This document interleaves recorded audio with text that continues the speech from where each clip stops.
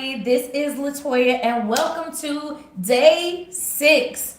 Okay, so let me tell you all this. Yesterday, I was super tired. Did not get a chance to come on, but anyways, and it is Resurrection Sunday.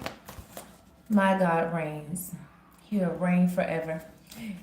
All right, so I am Latoya. I talk about faith, family, and business on this channel, and we are in day 6 of this How to Live the Golden Life, Volume 1. Oh, you can come through. Get that off of your mouth, big guy. Okay, so Volume 1, a journal for finding peace, progress, and prosperity in your purpose in 21 days, everybody. This book is by Dr. Janae Elaine Walker, and it has been amazing. So, anyways, day 6, know where your peace comes from. John 14, verse 27, of course, this is in the Amplified. Peace I leave with you, my own peace I now give and bequeath to you. Not as the world gives, do I give to you. Do not let your hearts be troubled, neither let them be afraid.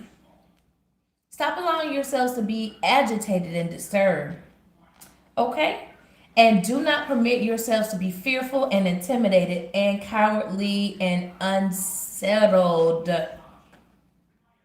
Wow, what a mouthful. Stop allowing yourselves to be agitated. Let me underline the word agitated because, the Amplified will bring it down to English and will just get your life agitated and disturbed. And do not permit yourself to be fearful and intimidated and cowardly and unsettled.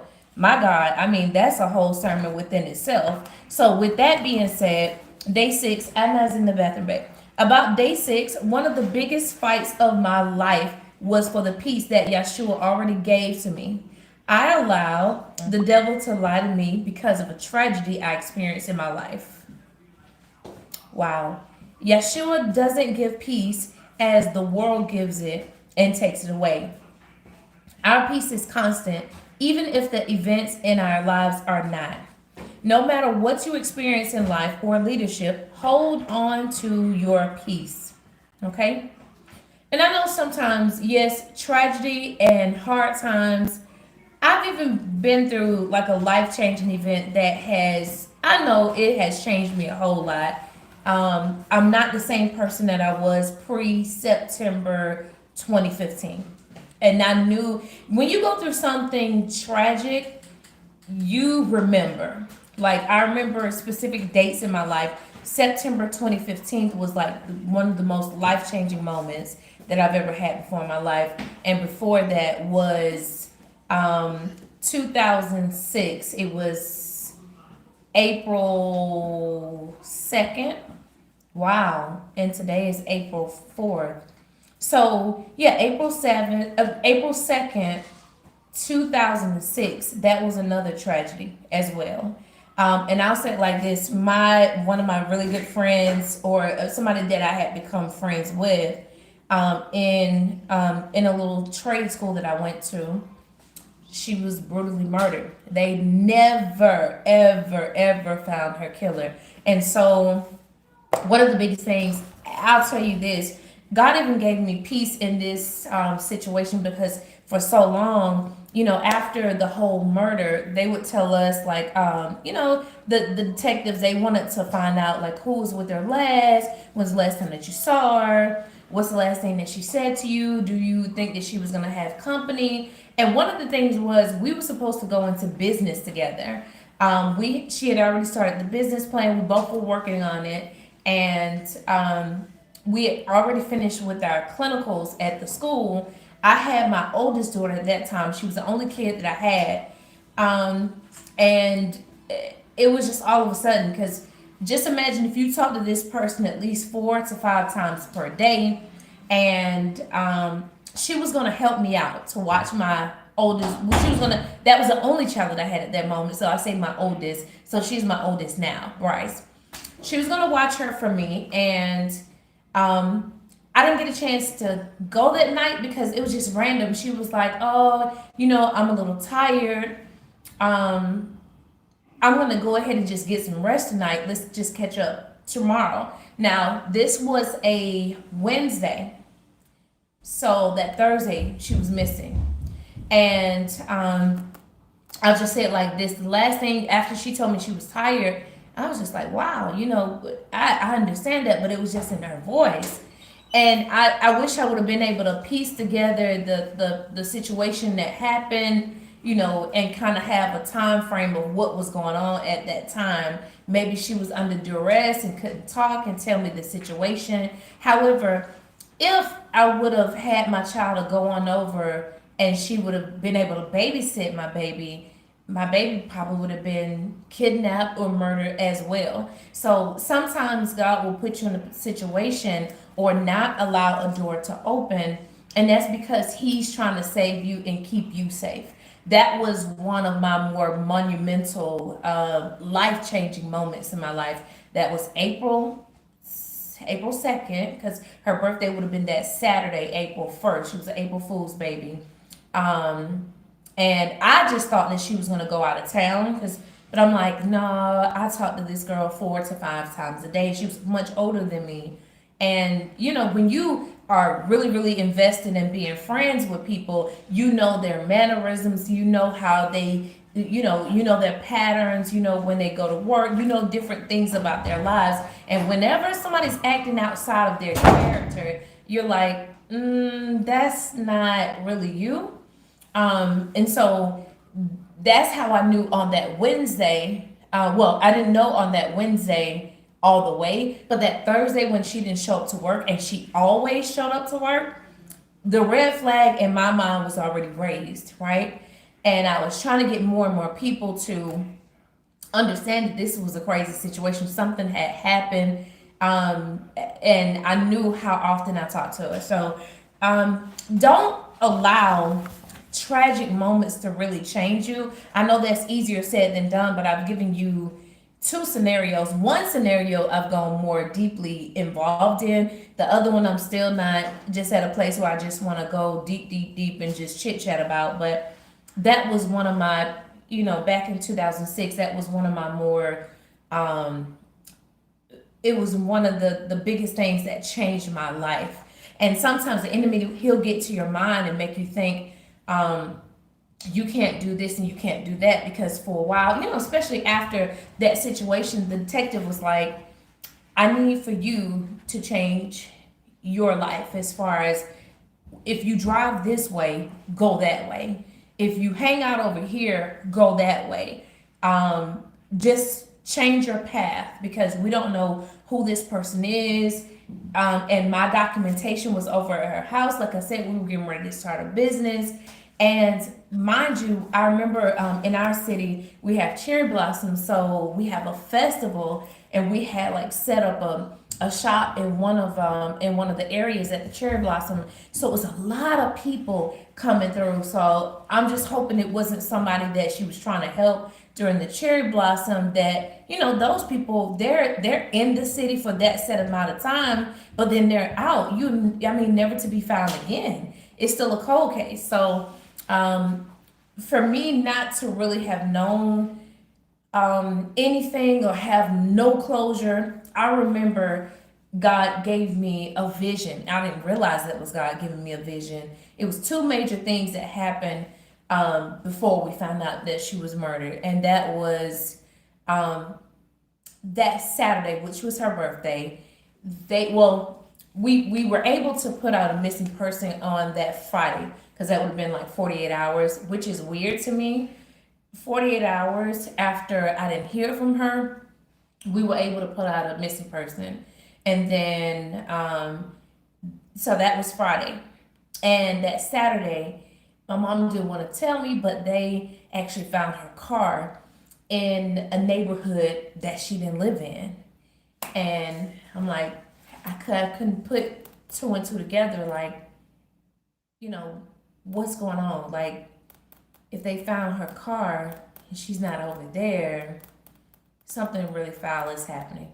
So later on that Saturday night, I remember clear as day having a vision. And one thing about me, My dreams are symbolic, but my visions are apparent. They mean something definitely, and they are more.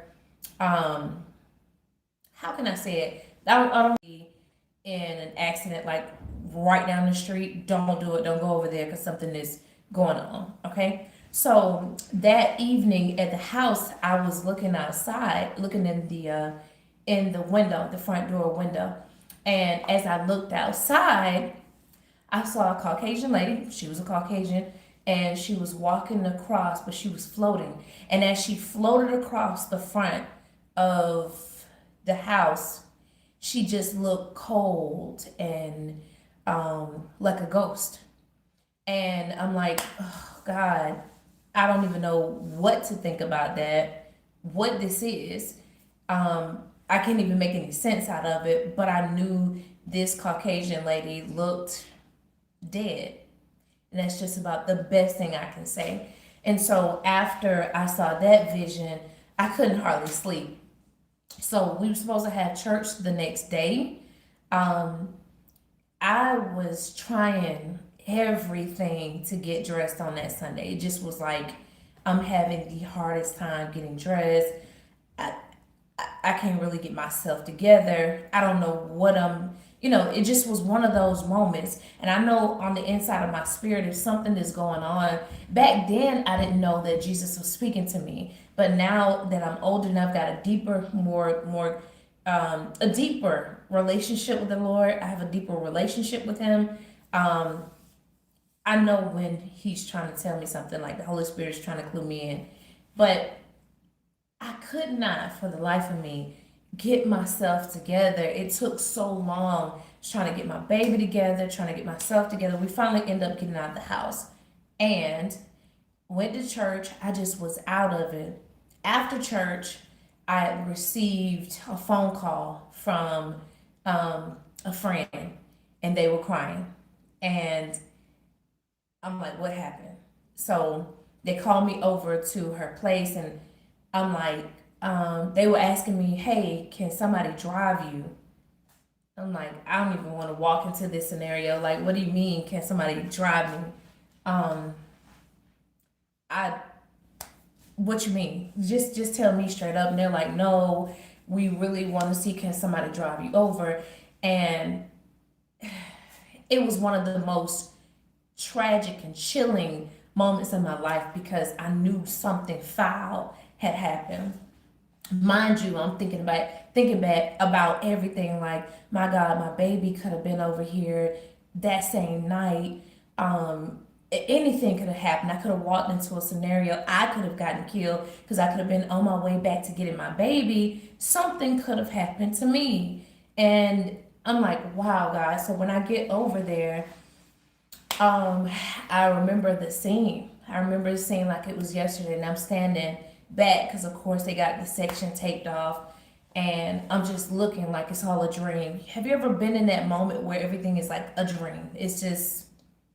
It's playing out in front of you, but you can't move. Like, you know how if you've ever seen a movie where somebody is coming up, like maybe an assailant is coming up, or even a tornado outside and it's coming up, and you're like, move, run, and you're mad at the person in the movie, you're yelling at them, and you're like, get out of the way. But when you are in utter shock, you are stuck.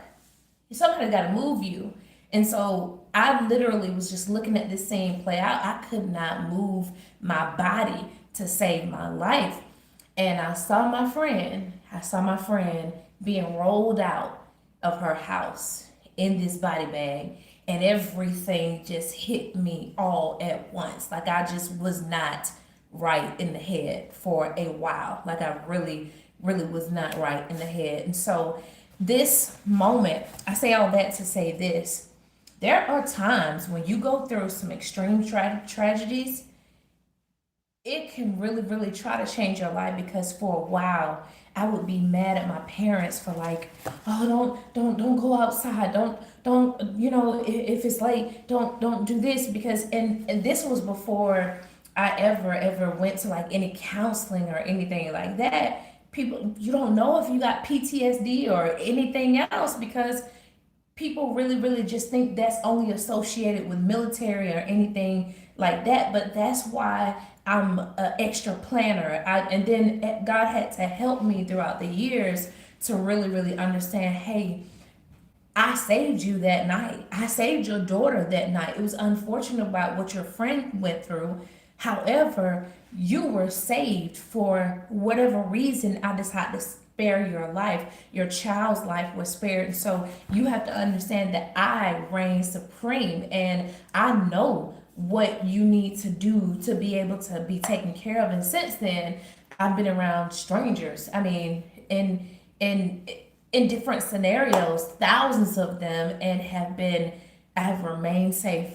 Thank God. I praise the Lord for that. So that one thing that she said one of the biggest fights of her life was for peace that Yeshua had already gave to me. I allowed the devil to lie to me because of a tragedy I experienced in my life.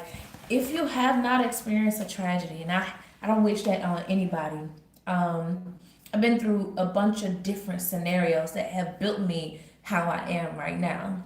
And it will get you to a place of, God, for you I live and for you I die. So I've got to be at peace with wherever you have me, that I'm going to be safe wherever you take me, whenever you take me, however you take me. If I've got to be away from family or friends or whatever, in any scenario, I'll go wherever you tell me to go. I'll do what you tell me to do, because in that I have the safety. So back to day 6, I took you all around the long way so I can lay the groundwork for you.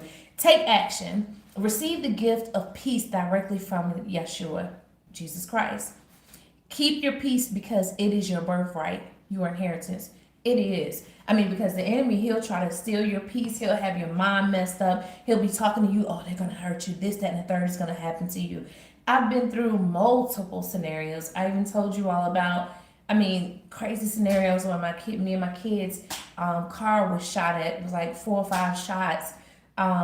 And we were just driving home, and that's a whole nother story for another day. I think I might have said something about it in the previous video, and then we were at home in another scenario, and a neighborhood that nothing ever really happens like that. We had a new family that moved in down the street, and they were at the base of the hill, and I could have easily been going back out to the car to go to the trunk to go get something out of the car, left my glasses, left my phone, and been sprayed up by a drive-by shooting that would never normally happen in a neighborhood that we lived in. But God got everybody in the house safe. So different things are gonna happen in your life, but then you've got to get in that place where you know where your peace comes from. And I'm just telling you from a person who has been in some very tragic, crazy situations and scenarios, that God will protect you. I don't care what situation it is. He will protect you, and he'll give you perfect peace if you keep your mind stayed on him. So maintain your peace, love, power, and a sound mind, because they belong to you. Fear is a spirit that comes from the devil. Listen, do not fear. Keep your peace, because peace makes purpose possible. Don't be anxious, worried, agitated, disturbed, cowardly, intimidated, or unsettled because you have peace. Understand that. And then the affirmation: I will not allow the most tragic events in my life to rob me of my peace. I promise you. I felt that like day 6, it means something to me, because I will not allow tragic situations that have happened to me rob me of my God-given peace. I hope somebody hears that. Do not allow tragic situations that you've been in to rob you of what God has so graciously given you. You escaped death for multiple reasons, because he has a purpose and a plan for you. Okay? I will tell God what I want and need and maintain my peace, that he will do it. So of course, we go to this section about thoughts for your peace. Where does your peace come from? I know it comes from the Lord, point blank, period. According to the John 14:27, verse. Whose peace did you receive? I receive the peace of the Lord. That's one of my biggest prayers. I've always been talking about peace. Peace. When you don't have peace, let me tell you all this. When I was going through those tragedies, that main tragedy where my friend was just murdered, everything about my life was just uprooted and shattered at that moment. When you don't have peace, I don't care how much money you got. I don't care how many people are around you. You don't feel safe. You can't get any rest. I used to wait for the day to break. I was not resting at night for a long time. I hated the night. I was ready for the day. So those things, when they debilitate you, they'll take away your peace. It doesn't matter your things that you have, your possessions, they do not matter when your peace is not there. So why should you always have peace? So you can function. I can tell you that, my doggone self. So you can function. So you can operate in your most optimal. You need peace for functionality. And here we go. What are three major moves you can make to maintain your peace and keep moving forward in your purpose? I had to pray and fasting, and just constantly telling myself what one of the main things that my childhood pastor told me when I was younger: just keep waking up.